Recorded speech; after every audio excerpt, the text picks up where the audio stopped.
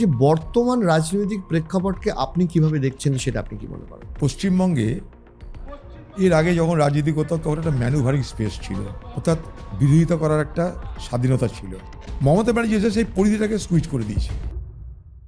রাজনীতির মধ্যে একটা সাম্প্রদায়িকতা চলে এসছে, 100 সেটা কি আপনি ফিল করতে পারছেন বর্তমানে? যেখানে বাংলার একজন মুখ্যমন্ত্রী হয়ে নিজে সাম্প্রদায়িক দাঙ্গা লাগায়, সে রাজ্যে আমরা কিভাবে ভালো থাকতে পারি?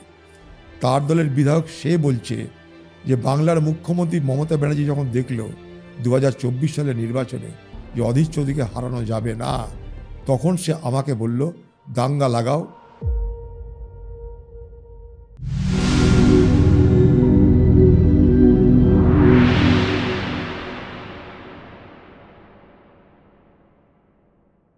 ধন্যবাদ আমাদের এই নির্বাচনী ব্যস্ততার মধ্যে সময় দেওয়ার জন্য।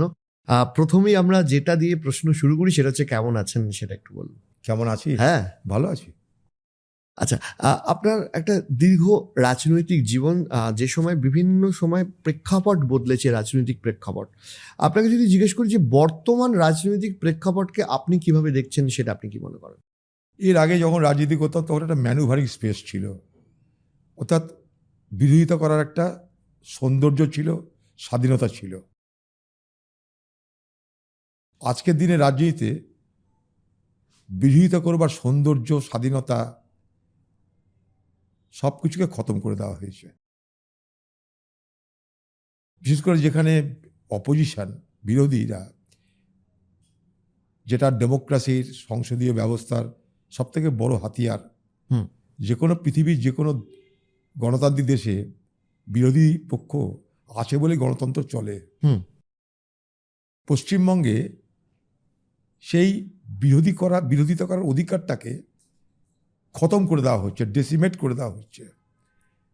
ফলে রাজনীতিটা ক্রমশ স্বৈরাচারী পথে এগোচ্ছে। এইটা হচ্ছে আমার আগেকার রাজনীতি করার, বর্তমান রাজনীতি করার মধ্যে ফারাক।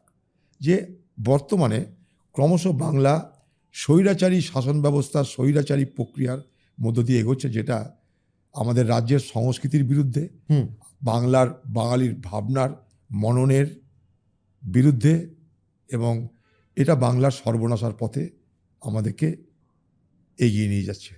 আপনাকে বেশ কয়েকবার বিভিন্ন সময় বলতে দেখা গেছে যে রাজনীতির মধ্যে একটা সাম্প্রদায়িকতা চলে এসছে, 100 সেটা কি আপনি ফিল করতে পারছেন বর্তমানে? খুবই এসছে, কেন ফিল করতে পারবো না?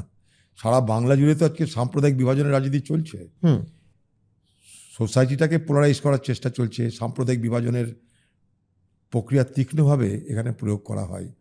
বিজেপি এবং তৃণমূল এই বাংলায় এই কমিউনাল পোলারাইজেশন করার রাজনীতিটাকে আমদানি করেছে। যেভাবে বিজেপি, তার সঙ্গে পাল্লা দিয়ে টিএমসি। ফলে মানুষের মৌলিক ভাবনা, মানুষের মৌলিক অধিকার, অন্যান্য যে সমস্ত বিষয়গুলো আছে, সেই বিষয়গুলো ক্রমশ গৌণ হয়ে যাচ্ছে, মুখ্য হয়ে যাচ্ছে। আমার আপনার ধর্মীয় পরিচয়, যেটা বাংলার আরেকটা বিপদের কারণ। গত লোকসভা নির্বাচনে 2024 সালে আমি হেরেছি ঠিক এই সাম্প্রদায়িক বিভাজনের কারণে। যেখানে বাংলার একজন মুখ্যমন্ত্রী হয়ে নিজে সাম্প্রদায়িক দাঙ্গা লাগায়, সে রাজ্যে আমরা কিভাবে ভালো থাকতে পারি? সে কথা আমি বিরোধী হিসেবে বলছি না, তার দলের বিধায়ক সে বলছে যে বাংলার মুখ্যমন্ত্রী মমতা ব্যানার্জি যখন দেখল 2024 সালের নির্বাচনে যে অধীর চৌধুরীকে হারানো যাবে না, তখন সে আমাকে বলল দাঙ্গা লাগাও, বিভাজনের রাজনীতিটা আরও তীব্র এবং তীক্ষ্ণ করো। শক্তিপুরে রামনবমীর দিন দাঙ্গা লাগানো হলো, যেদিন ভোটের প্রচার করে মালদা থেকে আমি ফিরছি। রাত্রের মধ্যে 3 ব্যাটালিয়ন কেন্দ্রীয় বাহিনী পাঠিয়ে দাঙ্গা তো আমি থামালাম, কিন্তু বিভাজন থামাতে পারলাম না। কারণ তার ঠিক পরেই তার দলের বিধায়ক সে ওপেন স্টেটমেন্ট দিচ্ছে, মাইকে বলছে, মিডিয়াকে বলছে যে মুর্শিদাবাদে 70 ভাগ মুসলমান, 30 ভাগ হিন্দু। মনে করলে মুসলমান সব হিন্দুকে মেরে গঙ্গায় ভাসিয়ে দিতে পারে। তার সেই ক্যাসেট টিএমসি পার্টির এজেন্ট যারা, তারা গ্রামে গ্রামে পৌঁছে দিল, হিন্দুদের কাছে পরামর্শ দিল, হিন্দুদেরকে তারা বুদ্ধি দিল, হিন্দুদেরকে তারা সতর্ক করলো, তোমরা সব এক হয়ে বিজেপিকে ভোট দাও, না হলে এর মুর্শিদাবাদে হিন্দু আর বাঁচবে না। কারণ মমতা ব্যানার্জি বুঝে গেছিল যে হিন্দু ভোট যদি অধীর চৌধুরীর বিরুদ্ধে না নিয়ে যাওয়া যায়, তাহলে মুসলমান প্রার্থী দিয়েও অধীর চৌধুরীকে হারানো যাবে না। তাই মুসলমানদের ভোট আমার এমন কিছু কমেনি তার আগের নির্বাচনের তুলনায়, যতটা হিন্দু ভোটের সংখ্যা আমার কমে গেল। 2019 সালে যেখানে বিজেপি পেয়েছিল 1,30,35,000 ভোট, সেখানে গত লোকসভা নির্বাচনে বিজেপি পেল 4.5 লক্ষ ভোট। স্বাভাবিকভাবেই মমতা ব্যানার্জির যে সাম্প্রদায়িক বিভাজনের যে রাজনীতি, দাঙ্গা লাগিয়ে মানুষের মধ্যে ভয় ভীতির বাতাবরণ তৈরি করে হিন্দু তুমি এক হও স্লোগান তৃণমূলের মধ্যে থেকে দেওয়া হলো। তৃণমূল হিন্দুকে এক হওয়ার স্লোগান দিল নানা অপ্রত্যক্ষ কায়দায়, প্রত্যক্ষ এবং অপ্রত্যক্ষ কায়দায়। ফলে হিন্দু ভোটটা কনসলিডেট হলো। আমি অধীর চৌধুরী হারলাম, মমতা ব্যানার্জির স্বাদ পূর্ণ হলো। মমতা ব্যানার্জির স্বাদ পূর্ণ হতে পারে, কিন্তু মুর্শিদাবাদের রাজনীতিতে একটা বড় বিচ্ছেদ, বড় ব্যবচ্ছেদ এসে গেল। এটা কিন্তু আমাদের সকলের কাছে অত্যন্ত পীড়ার কারণ, দুর্ভাগ্যের কারণ, এবং এটা আমাদের সকলের জন্য বিপদের কারণ। আমি মুর্শিদাবাদ জেলার যেখান থেকে পরপর 5 বার এমপি হয়েছি, সেখানটাই মাত্র 34% হিন্দু। আমি প্রণব মুখার্জির মতন ব্যক্তিত্বকে মুর্শিদাবাদে নিয়ে এসে তাকে নির্বাচনে দাঁড় করিয়ে জিতিয়েছি, যেখানে 73% মুসলমান। অথচ এখানকার মুসলমান প্রণব মুখার্জিকে ভোট দেয়। এখানকার মুসলমান 5 বার আমাকে ভোট দিয়ে জিতিয়েছে। আজকে মমতা ব্যানার্জি এবং সেই সুবাদে বিজেপি, এই দুজনের এই সাম্প্রদায়িক বিভাজনের আক্রমণে এই মুর্শিদাবাদের সেই বাতাবরণ যেভাবে নষ্ট হচ্ছে, সারা বাংলায় সেই একই জিনিস সেখানটাতেও প্রত্যেক জায়গাতে প্রতিফলিত হচ্ছে।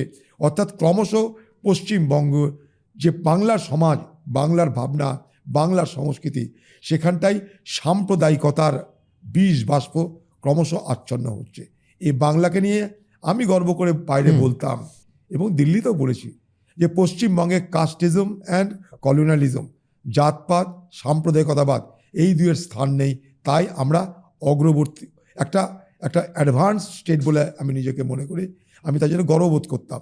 আজ সেই গর্ব করার দিন আমার হারিয়ে গেছে, এটাই আমার আফসোস। 2026-এর এই যে নির্বাচন বা 2026-এ এসে আপনি বলছিলেন যে সাম্প্রদায়িকতাতে আজকে অধীর রঞ্জন চৌধুরী হেরে গেল।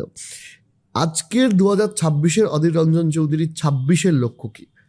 তার রাজনৈতিক পলিটিক্স জিনিস হচ্ছে এখানটায় আমরা চাই সেখান থেকে সমাজ বেরিয়ে আসুক, রাজনীতি বেরিয়ে আসুক, তাই লড়াই করছি। আপনার একটা দীর্ঘদিনের সংসদীয় ইতিহাসও রয়েছে, যে একটা প্রায় বেশ কিছু বছর আপনি বিরোধীদের নেতৃত্ব দিয়েছেন। সংসদের কিছু এক্সপিরিয়েন্স আপনার থেকে জানতে চাইবো, যেটা এখনো মনে আছে। দেখুন, পার্লামেন্ট একটা অন্য ফোরাম। সেখানে পক্ষ বিপক্ষের মধ্যে কথা হয়, বার্তা হয়, ইন্টারাকশন হয়, আলোচনা হয়। সেই জন্যই সেখানটা একটা আলাদা গণতান্ত্রিক বাতাবরণকে উপলব্ধি করেছি। আলোচনার সময় সরকারকে সমালোচনা করেছি কঠোরভাবে, সরকার তার তরফ থেকে জবাবে কঠোরভাবে আক্রমণ করেছে। কিন্তু পার্লামেন্টের চেম্বার থেকে বেরিয়ে গেলেই আমরা আমাদের মধ্যে ফিরে এসেছি। অর্থাৎ আমরা একজন জনপ্রতিনিধি, আমরা এক একটা পার্টির এক একটা প্রতিনিধিত্ব করি। তাই আমাদের পার্লামেন্টের মধ্যে ভাবনা এক, ব্যক্তিগত জীবনে বা ব্যক্তিগত রাজনৈতিক জীবনে পরস্পরের মধ্যে দেখা সাক্ষাৎ, কথাবার্তা, খোলামেলা উদার মনের আলোচনায় সেখানে কোনো প্রতিবন্ধকতা তৈরি হয়নি। অথচ ধীরে ধীরে সেই বাতাবরণটা যেমন দিল্লিতে নষ্ট হচ্ছে পার্লামেন্টের, সেরকম পশ্চিমবঙ্গে তো আগেই খতম হয়ে গেছে, দিল্লিতেও সেটা খতম হয়ে যাচ্ছে আস্তে আস্তে। এটা বড় খারাপ লাগে, কারণ আমি দেখেছি পার্লামেন্টের মধ্যে প্রিয়রঞ্জন দাসমুন্সি, যে আজকে আমাদের মধ্যে নেই, অটল বিহারী বাজপেয়ী, যিনি আজকের মধ্যে আমাদের মধ্যে নেই, অটল বিহারী বাজপেয়ীকে তুলোধনা করেছে প্রিয়রঞ্জন দাসমুন্সি পার্লামেন্টের মধ্যে। যেই চেম্বার থেকে বেরিয়ে গেল, অটল বিহারী বাজপেয়ী বেরিয়ে গেল, বাইরে গিয়ে বলছে প্রিয় বহুত বড়িয়া ভাষণ দিয়া তুমনে। এটাই তো গণতন্ত্র। কোথায় সেটা? জওহরলাল নেহেরু করতো অটল বিহারী বাজপেয়ীকে, সেসব কই? আজ আমরা একে অপরের প্রতিপক্ষ না, একে অপরের শত্রুতে রূপান্তরিত হয়েছি। এটা অবাঞ্ছনীয়, এটা হওয়া উচিত না। তাহলে মানুষকে কি শিক্ষা দেবো আমরা? আমরা যখন ভোট চাই তখন মানুষের জন্য ভোট চাই, হিন্দু মুসলমান আলাদা আলাদা করে ভোট চাই না। তাই যখন সেবা করার প্রশ্ন আসে, যখন মানুষের জন্য কাজের প্রশ্ন আসে, তখন সার্বিক মানুষের জন্য কাজ করতে হবে, এই ভাবনা নিয়ে আমরা চলি। সরকারের যে কোনো পদক্ষেপ যদি মানুষের স্বার্থের বিরোধী হয়, সেখানে বিরোধী হিসাবে আমার দায়িত্ব সেটাকে মোকাবেলা করা, প্রতিবাদ করা, সেটা করি।